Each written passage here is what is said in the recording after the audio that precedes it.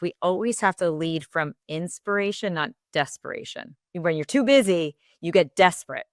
And in the staffing industry, and this is something more for like our clients, I have found this, and it's almost insane. This is the Pass the Pitch podcast with Anna Frazzetto. Each episode, we sit down with bold thinkers and industry trailblazers to uncover the strategies, stories, and sparks of inspiration that drive growth and transformation.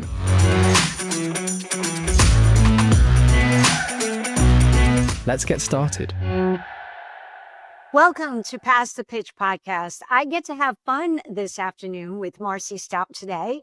She is an inspiration. I've known her for quite a number of years.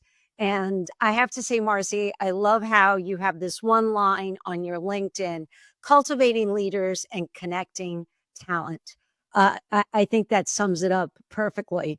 You are the founder of Revel, and I can't wait to hear more about the Revel story and how Revel has really evolved so much over the last few years. So welcome to the show. Oh, thank you so much. And Anna, I'm a number one fan of yours. I love watching your podcast, whether you're the host or whether you're on somebody else's. I always just feel like you've got such great insights. So thank you for having me. Oh, thank you. Thank you so much, Marcy. Okay, so why don't we just get started, jump right into it. I always kind of like to start with a little bit of a leadership, thought-provoking type of question. So I wanted to ask, what is the best business decision you almost didn't make, and what pushed you over the edge? There's probably a few that I could share. The first one that comes to mind is just starting a new company, Revel Search. I had spent 22 years in a staffing company, kind of grew up in the business. So recruiting is in my DNA. It's my business background. It's everything I know. So when I first went to be an entrepreneur, I actually registered my LLC to do the Revel Search company first. And then I chickened out. So I ended up starting first a coaching platform, a leadership coaching platform. And I think probably 3 years in the making, so many of my clients, when I'm helping them with succession planning or leadership development, it always comes to talent. And so my clients are saying, well, don't you do recruiting? Like, isn't that your background? And I'm not sure what the roadblock was with me with getting started. But once we finally made that decision about a year and a half, 2 years ago, made a decision, been live about a year and a half, it has been one of the best decisions. So I think that's definitely a decision I almost didn't make, but the one I'm so grateful I did, because it's been so fun trying to, get this thing rolling and, doing more than just one thing to me is exciting. And I just love adding more value to the clients.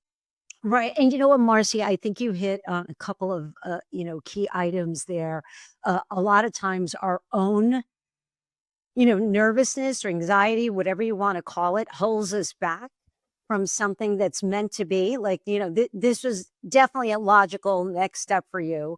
And it's amazing how we create the biggest obstacles in our own journey. Yeah, so true. I always say, like, don't believe the negative stories you tell yourself.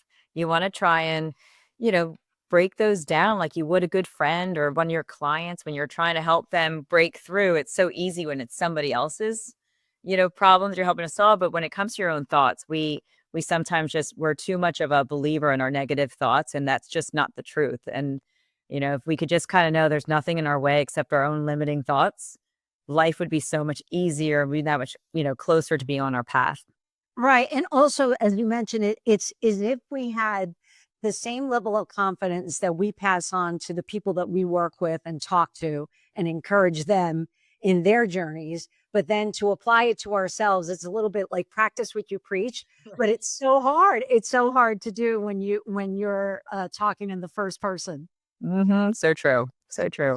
Okay, so let's talk a little bit about, and you come across this a lot, right? What's one underrated skill or trait that more people in sales or even leadership should master? All right. Well, hands down, it's curiosity.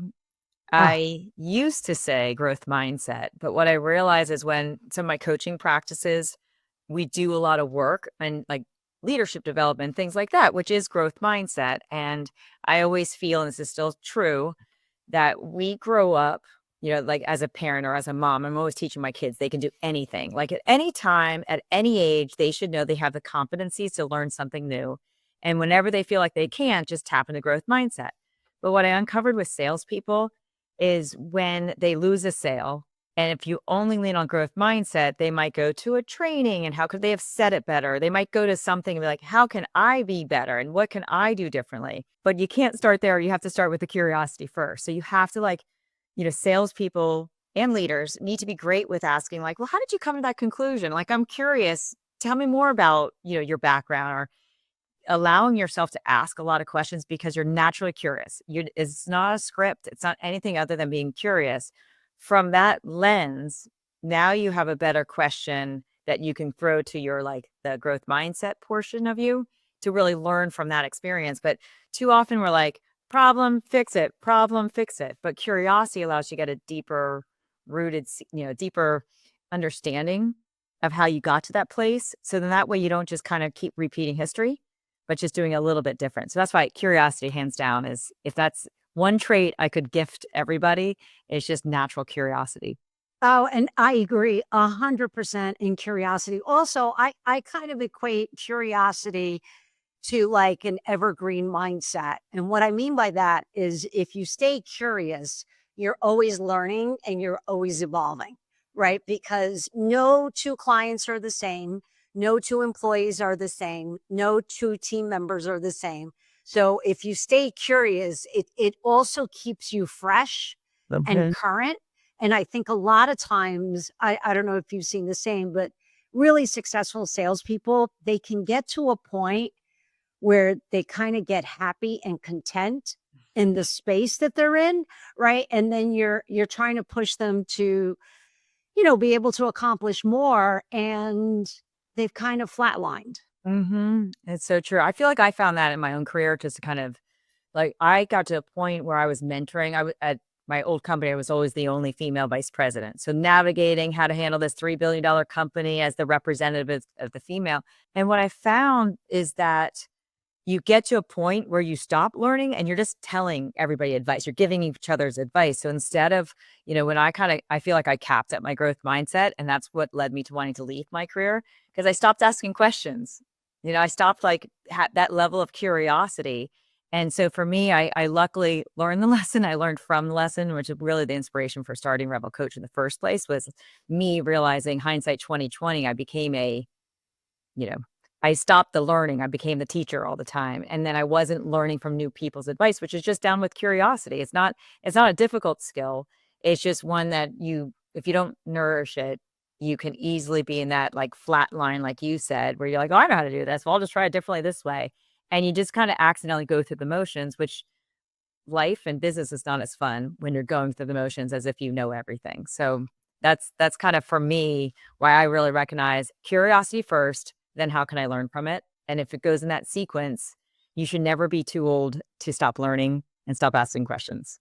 Right, exactly. It's almost like the polar opposite of that is if you're always in autopilot, then that's it. You're stagnant, you don't grow, you don't evolve, and you get to that flat line, state. All right, terrific. So now let's talk a little bit about how do you keep your team motivated when results aren't coming in as fast as expected? Also, I mean, if you think about it, the climate in the staffing industry in particular, and even in the tech industry and engineering space has not been great over the last 2 years. So how do you keep teams motivated to get creative? And, ties in nicely with being curious, right? Kind of to that point. But how do you keep them on track and motivated? Never an easy answer because it always changes with each group. But I always time is finite, but energy is renewable. So when we do energy management, people can find new paths and they can find new enthusiasm despite tough times. So the elements that we like to teach is first, always know who you are. Know who you are, know who you want to be more often, and just tap into that self-awareness, that deep self of who you want to be. So every salesperson may seem the same, or every salesperson may seem 100% different. You just want to know who you are. And then on a daily basis, just try to be that person more often and not trying to be perfect. I think the hardest thing is sales is so much a game of belief. So if you believe you're going to do well, you tend to do well. And when you're feeling like that self-shame or doubt or, whatever is getting you feeling like below center, like not yourself, you start actually acting that way.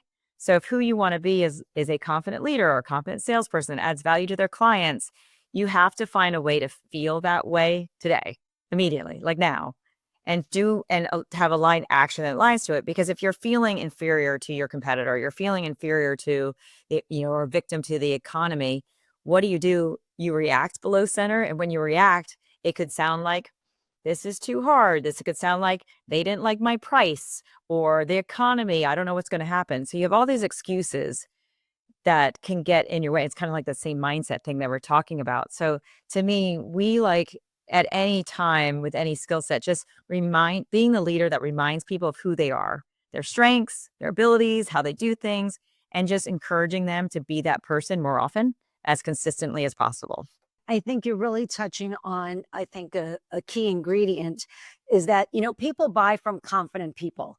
They're not going to buy from somebody who's going to be, waffling in, oh, I don't know. Okay. You think this price is too much? Okay. I can lower the price, or, I'm kind of exaggerating this for, for the purpose of our conversation.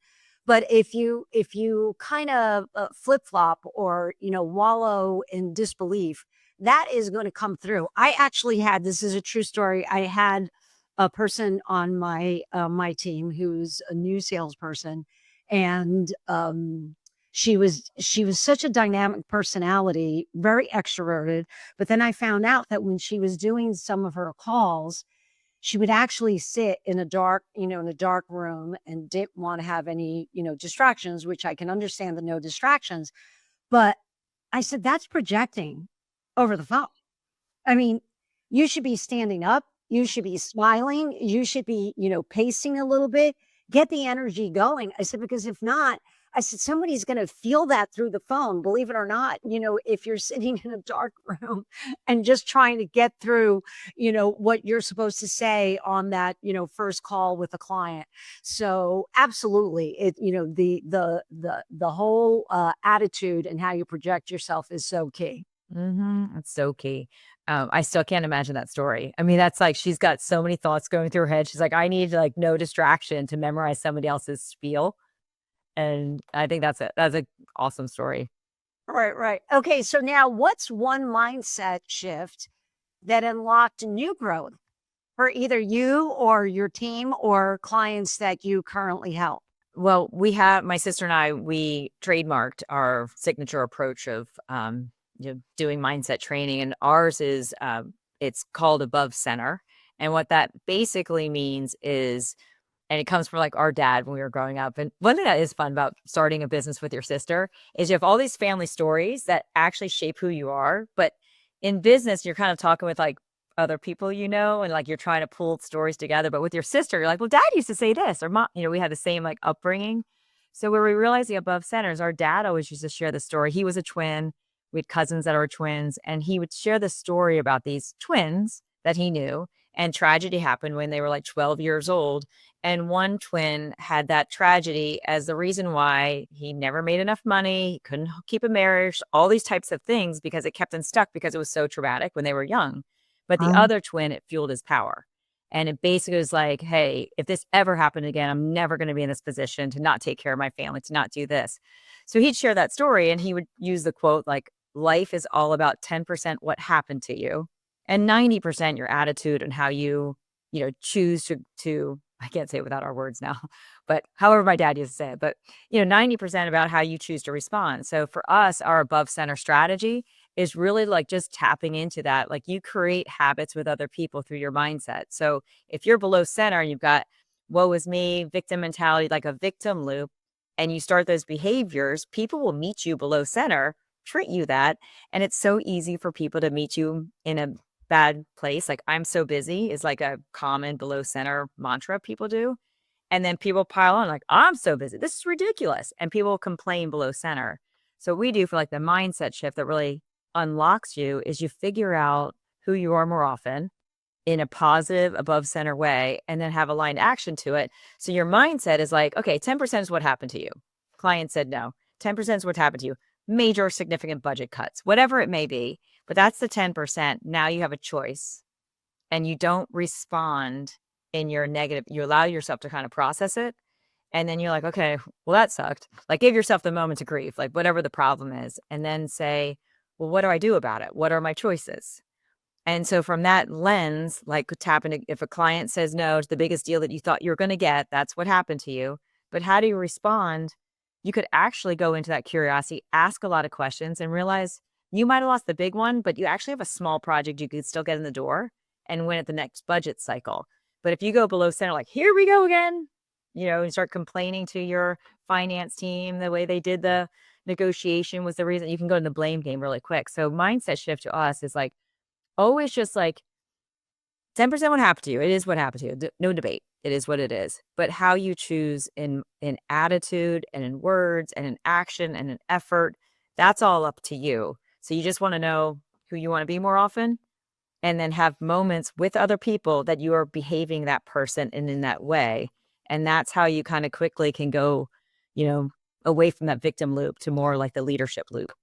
Oh, and my goodness, seriously, that is absolutely brilliant, and I agree 110%. It's so easy to kind of fall and, like wallow in that cycle of, woe with me, and I can't believe I lost. I'll share a funny story, Marcy. You'll appreciate this. Early on in my career, when I was working for a company that was called Brandon Systems, and I was involved on more as a sales support person, but working side by side with the sales individual. And we were partnered, and we lost 17 times in a row. We're trying to get a bid with IBM Global Services 17 times. Okay. So now you could sit there and say, okay, what is wrong with the two of you that you were so persistent that you kept going at it? But honestly, we learned from every single time, and we weren't going to let it defeat us. It was actually a joke internally in the organization where people were like, oh my God, give it up. You're not going to get in. You're not going to get in. And we're like, we're going to prove them wrong. We're going to get in. It's just a matter of time. We're going to get in. And it was a matter of like, flipping our pricing strategy and model, like what we showed and how we did it, that we wound up winning. And then every single IBM deal after that, we won every single one. Oh, it's like we cracked the code. And I'm like, oh, who's laughing now? Exclusive. What's also great about that is from the buyer's point of view, they're like, well, this firm's not going to give up. So if something doesn't go right, they're not ditching us. Like, you're that important. Right.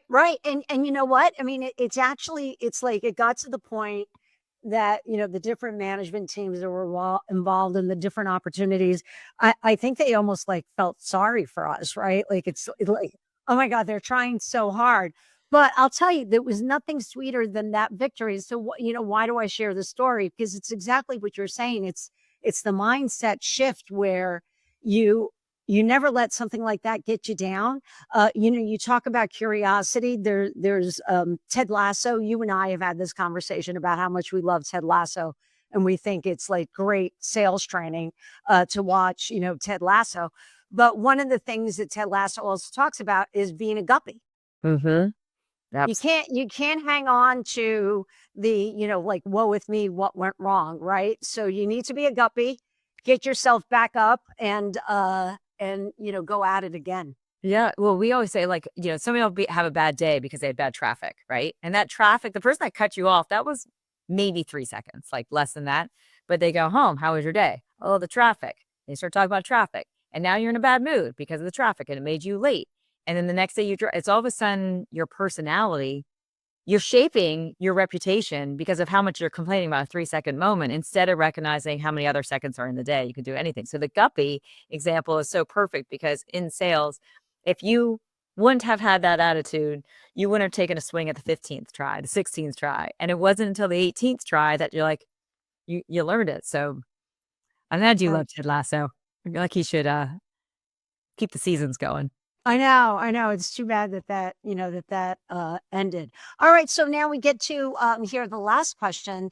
Tell me about a time when a seemingly small cultural detail made a big impact, either on a deal or a hire or even a business decision for yourself at Revel or for the clients that you support.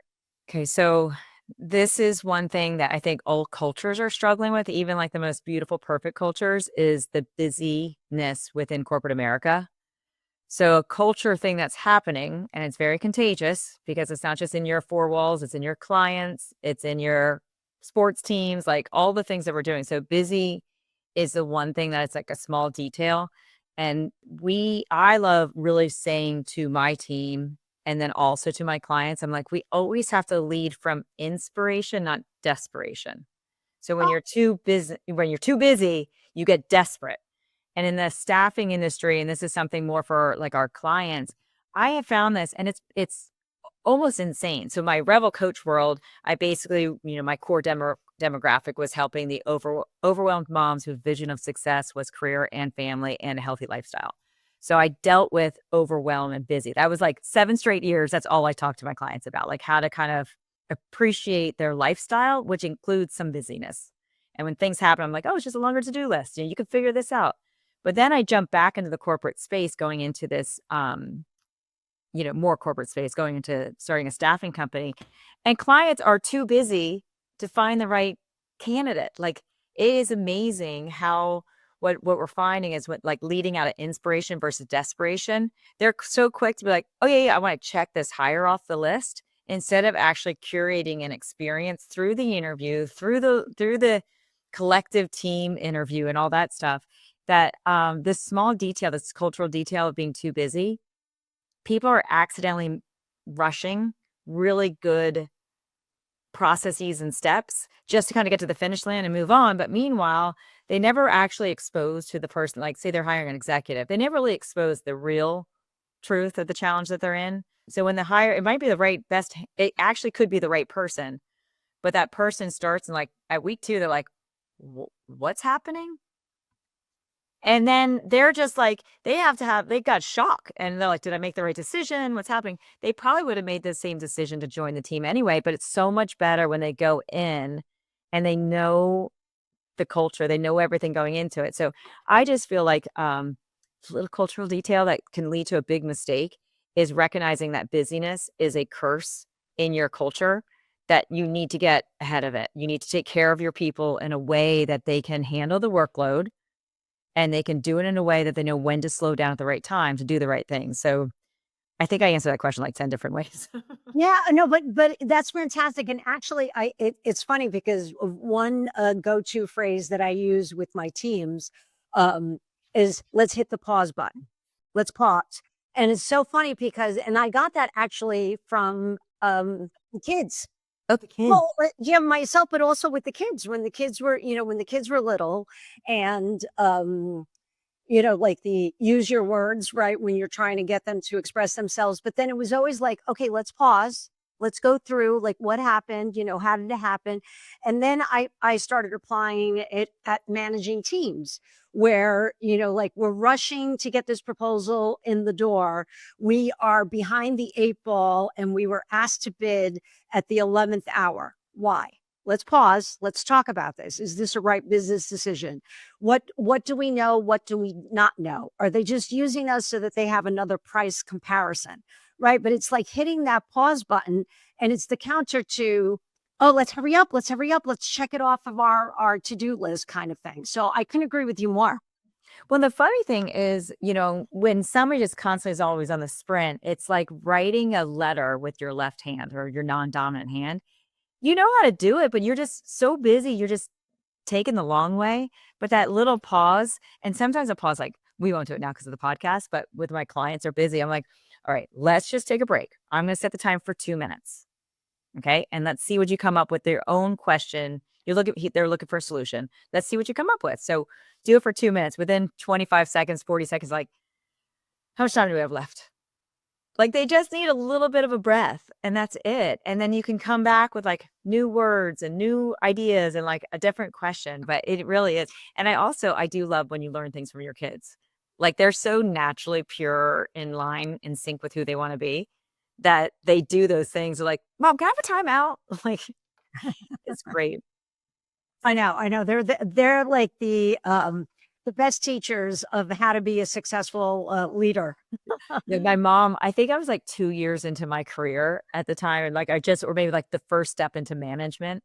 And my mom gave me the book. I don't know if you ever read it, but it's everything everything I need to know in business. I learned in kindergarten.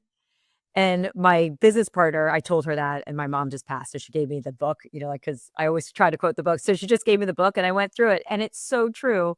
There are so many principles that a kindergarten teacher teaches your kid, and your kid is really good at it.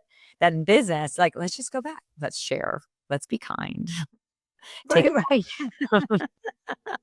Exactly. No, that's fantastic. All right. So Marcy, I am now going to surprise you a little bit here. We're going to have fun with some rapid fire questions, and let's just have a little bit of fun. What's the weirdest email subject line you've ever received or sent? So sent, I'm boring. I think I'm very corporate. I know when we received, it was something like, it was it was like, this isn't a love letter, or something like, this isn't a love letter, but we're obsessed with you. And then it was all about just like whatever our Revel world was doing. Oh my God, that's creepy. I always find, like, with social media, it's so weird because you have to put your picture out there all the time. And so, like, sometimes when like companies do that stuff, you're like, okay, it's weird. Yeah, that is definitely weird. Okay, if your sales pitch had a theme song, what would it be? All right, that's easy because I started with my sister, and we try to kind of really be like one with our clients. So we are family. Oh, that's great. That's a great one. I love that one.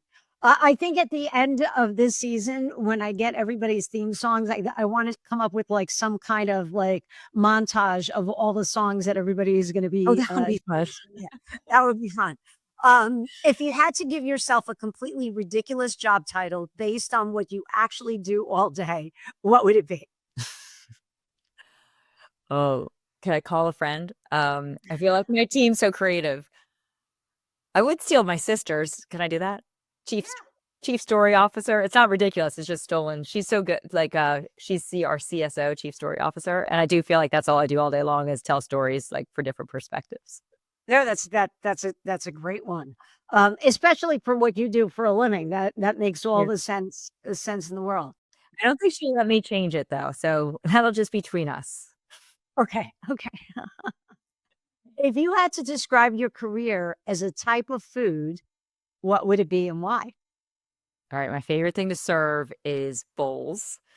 So I love a good quinoa bowl, a salad bowl, a power bowl, or anything like that, because you can always just take last night's dinner, like any sort of leftovers in the fridge with some rice, and then you could put it in there. So I'll say my career, I feel like I'm always like leveraging past experiences or past friendships and relationships. So I'd say some sort of bowl. I'll go with a healthy, like a salad bowl. That's great. Definitely has variety. I love that. It is. Yeah. If you have to close a deal, but the only way you can communicate is through emojis, what's your message? Favorite emojis. I tend to do the red heart a lot. So I'll do something like that. Send it with love. Something with revenue, maybe $sign or one of those growth charts things. And then champagne glasses. Check. Oh, that's a great one. It's funny because I always think of the champagne bottle, but you're right. The champagne glasses is even better. Well, listen, Marcy, this has been fantastic. I can't believe we've already come to the end of this, but thank you so much for being on the podcast. I look forward to having you again on the show, maybe at a future date. And maybe you and your sister would be great to have both of you on the show. That would be a lot of fun. But thank you so much. Thank you so much. Love being with you. Thank you for listening to the Pass the Pitch podcast with Anna Frazzetto. Don't forget to subscribe and share. That's it for 2025. Back in the new year with more great episodes. See you then.